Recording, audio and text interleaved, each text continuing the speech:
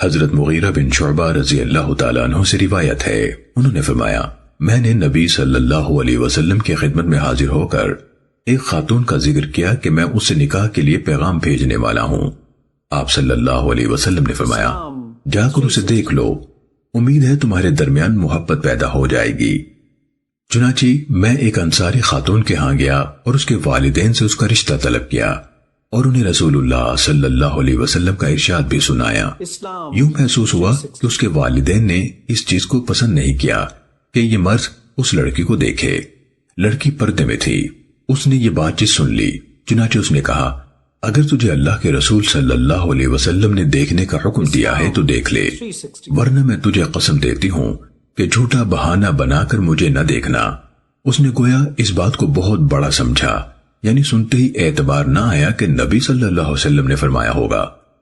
حضرت مغیرہ رضی اللہ تعالیٰ عنہ فرماتے ہیں میں سچ کہہ رہا تھا، اس لیے میں نے اسے دیکھ لیا، پھر میں نے اسے شادی کر لی۔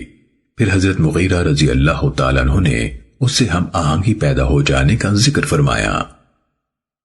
سننے ابن ماجہ حدیث نمبر 1866۔ حضرت جابر بن عبداللہ رضی اللہ تعالیٰ عنہما سے روایت ہے، انہوں نے فرمایا رسول اللہ صلی اللہ علیہ وسلم کے زمانہ مبارک میں نے ایک خاتون سے نکاح کیا۔